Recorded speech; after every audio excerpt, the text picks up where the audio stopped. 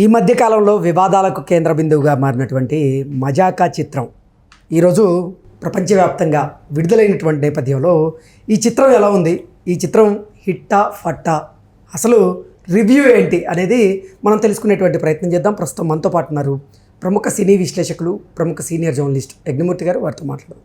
Sir నమస్తే. Sir నమస్తే కృష్ణ. ఈ మధ్య కాలంలో వివాదాలకు కేంద్ర బిందువుగా మారినటువంటి మజాకా చిత్రం ఈరోజు తెలుగు ప్రేక్షకుల ముందుకైతే వచ్చింది.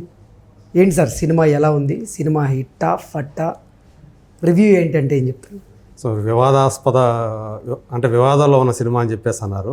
వివాదాలు అంటే రెండు విషయాలు నాకు తెలిసి, ఒకటి డైరెక్టర్ అనుషుని అంటే అందరూ యాక్ట్ చేసినటువంటి అనుషు, మనకు ఎప్పుడో మనం మన్మధుడు సినిమాలో చూసిన అనుషు మళ్ళీ చాలా కాలం తర్వాత ఈ సినిమాలో ఆమె యాక్ట్ చేశారు. ఆమె గురించి ఒక బాడీ షేమింగ్ అంటే అంత బక్కగా ఉందని అనే ఉద్దేశంతో అతను అంటే దానివల్ల ఏమైనా వస్తుందా, మళ్ళీ ఏమైనా వివాదం అవుతుందా లేదా కూడా ఆయనకు తెలియదు అనేసాడు. ఆయనకి అంటే ఆయనకి ఆ జ్ఞానం లేదు. అది అలాంటి మాటలు మాట్లాడితే అది అందరూ కూడా విమర్శిస్తారు, తను పాయింట్అవుట్ చేస్తారనే విషయం కూడా ఆయనకు తెలియదు. అది అట్లా ఆయన వార్తలోకి ఎక్కాడప్పుడు. తర్వాత ఈయన పీపుల్ స్టార్ అని పెట్టినాడు Sandeep Krishna hero. People star అంటే మన అందరికీ తెలుసు, నారాయణమూర్తే గుర్తుకొస్తారు. మరి ఆయన మన మధ్య ఇంకా ఉన్నారు, ఇంకా సినిమాలు తీస్తున్నారు. ఒక కమిట్మెంట్తో సినిమాలు చేస్తున్నటువంటి నిర్మాత, జనం కోసం. కమర్షియల్ సినిమాలు ఎన్ని ఆఫర్లు వచ్చినా, ఎంత డబ్బు ఇస్తామన్నా కూడా నేను యాక్ట్ చేయను, నాకు డబ్బు అవసరం లేదని చెప్పేసి తిరస్కరిస్తూ వచ్చి తన సొంత సినిమాలు మాత్రమే, ఏదో ఒకటి రెండు సినిమాలు, అది కూడా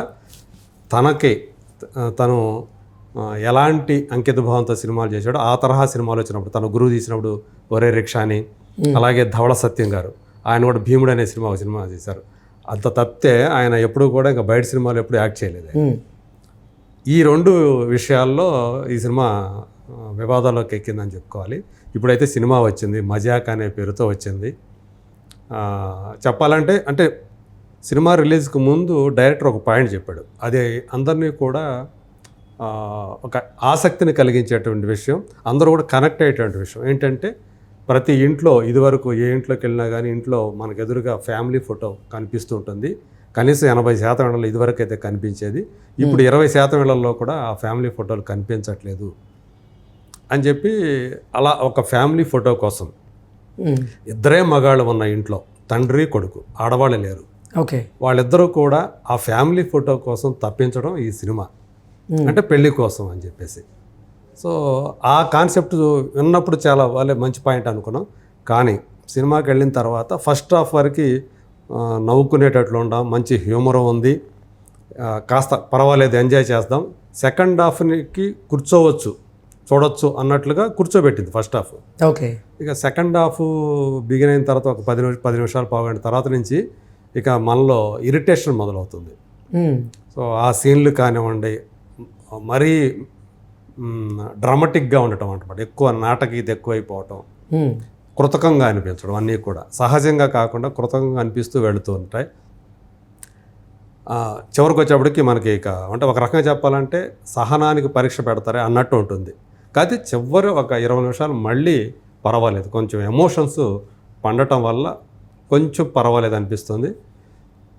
ఇప్పటి వరకు కూడా అంటే ఒక తండ్రి కొడుకు అని ముందు ఏదైతే చెప్పారో, వెంకటరామన్ అనే ఒక తండ్రి, ఆయన ఉద్యోగం చేస్తూ సంపాదిస్తూ ఉంటాడు. అది కూడా ఈ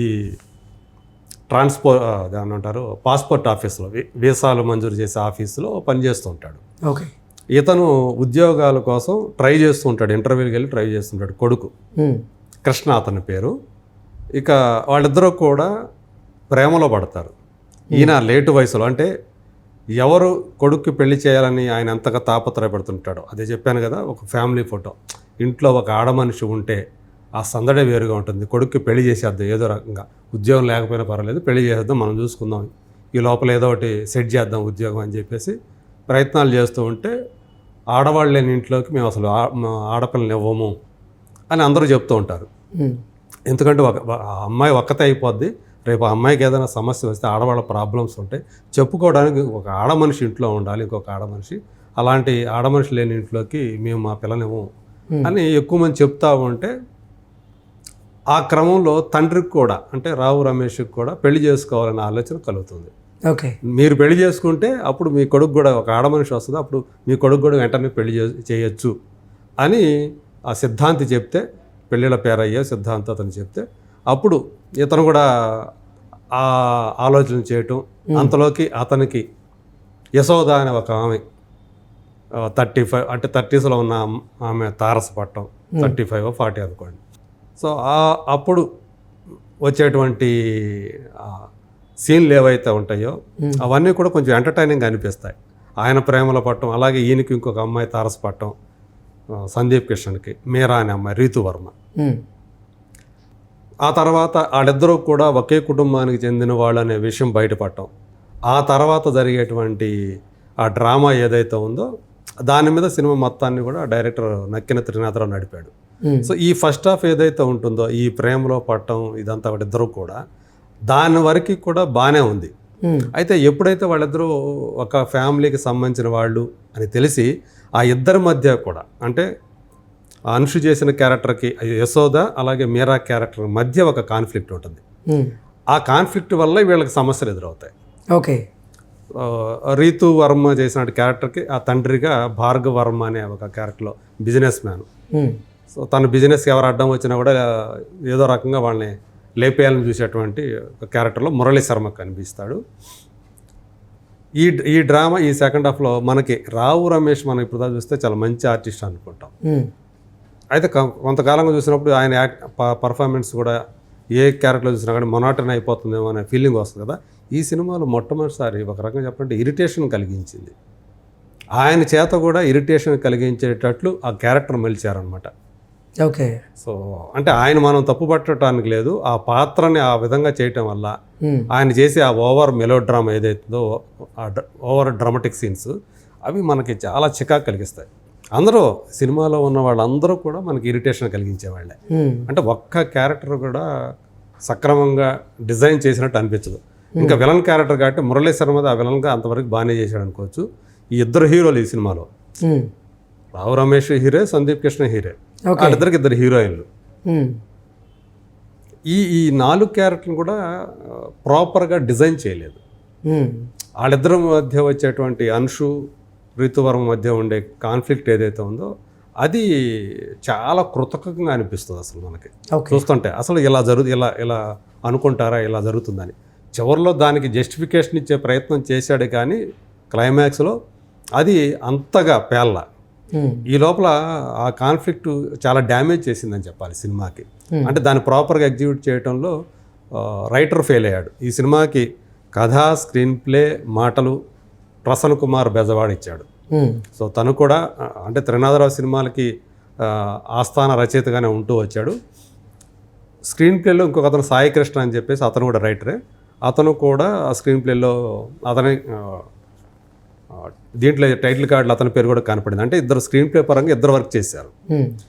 త్రినాథరావు మాత్రం ఓన్లీ డైరెక్షన్ మాత్రమే చేశాడు. తను ముందే చెప్పాడు, ఇది నా దగ్గరికి బౌండెడ్ స్క్రిప్ట్ వచ్చింది, నేను నా దగ్గరికి వచ్చిన స్క్రిప్ట్ని యథాతథంగా తీశాను అంతే అని ముందే చెప్పాడు తను. సో ఆ రకంగా చూసుకుంటే రైటర్స్ ఫెయిల్యూర్ అనే చెప్పాలి. ఆ సన్నివేశాన్ని ఎవరైతే కల్పించారో రైటరు, అతని ఫెయిల్యూర్ చాలా సెకండ్ హాఫ్లో స్పష్టంగా కనిపిస్తుంది. అంటే ఆ పాత్రల్లో ఆ సన్నివేశాల్లో సహజత్వం లేదంటారా? అస్సలు లేదు. అది చేతుల్లో ఓవర్ డ్రామాటిక్గా ఉంటాయి, చాలా కృతకంగా అనిపిస్తాయి. పైగా వచ్చే డైలాగ్స్ కూడా, ఆ చెప్పే విధానం కానివ్వండి, వీళ్ళు కూడా సందీప్ కృష్ణ కూడా చాలా ఆర్టిఫిషియల్గానే కనిపించింది అతని పర్ఫార్మెన్స్ కూడా. ఓకే. సో రావు రమేష్కి అయితే నేను చెప్పినట్టుగా అతనికి ఇది ఒక ఫర్గెట్టబుల్ సినిమాలో తను హీరో అయినప్పటికీ కూడా ఆ క్యారెక్టర్ని ప్రాపర్గా డిజైన్ చేయలేకపోవటం వల్ల అది కూడా రావు రమేష్ కూడా ఇరిటేషన్ కలిగించడం అనేది సినిమా. ఇక రీతు వర్మ ఆమె మామూలుగా మంచి పర్ఫార్మర్, కానీ ఈ సినిమాలో ఆ అమ్మాయి అసలు ఏ మాత్రం కూడా ఆకట్టుకోలేదు అసలు. ఓకే. ఇక పాటలు ఉంటాయి ఇద్దరి మీద, అసలు కెమిస్ట్రీ లేదు, ఏమీ లేదు. ఆ ప్లేస్మెంట్స్ కూడా కరెక్ట్గా సూట్ కాల. ఆ పాటలకు తగ్గట్టు లీడ్ ఉండాలి కదా, ఆ లీడ్ కూడా సరిగ్గా లేకపోవడం వల్ల అవి మిస్ప్లేస్మెంట్ లాగా కనిపిస్తాయి. అందులో ఏ ఒక్క పాట కూడా లియోన్ జేమ్స్ అని చెప్పి ఈ మధ్యకాలంలో అతను మలయాళీ అతను అనుకుంటాను, అతను ఈ మధ్యకాలంలో ఇస్తూ వస్తున్నాడు, వరుసగా తెలుగు సినిమాలు పనిచేస్తున్నాడు. అంత ఎఫెక్టివ్గా లేదు, కొంచెం బ్యాక్గ్రౌండ్ స్కోర్ కొంచెం బెటర్ అనుకోవచ్చు. కానీ ఒక్కో చోట అది కూడా ఏంటి ఇలాంటి ట్యూన్స్ వస్తున్నాయి బ్యాక్గ్రౌండ్ స్కోర్కి అన్నట్టుగా కూడా కొన్ని చోట్ల అట్లా అనిపించింది. అలాగే నిజర్ షఫీ అని చెప్పేసి అతని సినిమాటోగ్రఫీ పరంగా అయితే పర్వాలేదు. చోటాకే ప్రసాద్ అనే అతను దీనికి ఎడిటరు.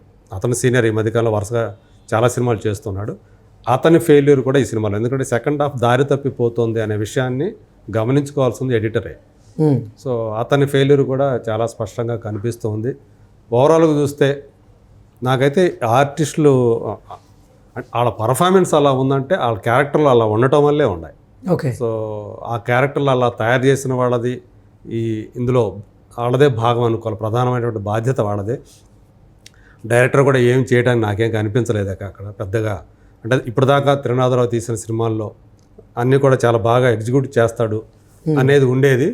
ఈ సినిమాతోటి అది కూడా కనిపించలేదు అతను. అంటే ఇది త్రినాథరావు సినిమా లాగా అనిపించలేదు. ఫస్ట్ హాఫ్ వరకు అనిపించింది, సెకండ్ హాఫ్ కంప్లీట్గా దారి తప్పిపోవడం ఈ సినిమాకి పెద్ద మైనస్ అయిపోయింది. టెక్నికల్గా కూడా నేను చెప్పినట్టు పాటలు వర్కౌట్ అవ్వలేదు, పెద్ద గొప్పగా కూడా టెక్నికల్గా కూడా లేదు. అంటే సంభాషణలు కూడా కొన్ని చోట్ల పేలాయి, కొన్ని చోట్ల పేలలేదు, ఇరిటేషన్ కలిగించాయి కొన్ని చోట్ల.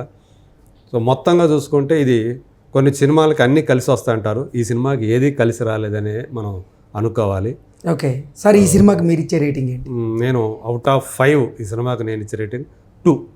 అది కూడా ఫస్ట్ హాఫ్ కొంచెం ఎంటర్టైన్మెంట్ ఎంజాయబుల్గా ఉంది కాబట్టి సో ఆ రేటింగ్ నేను ఇస్తాను. Okay sir, thank you so much. Thank you.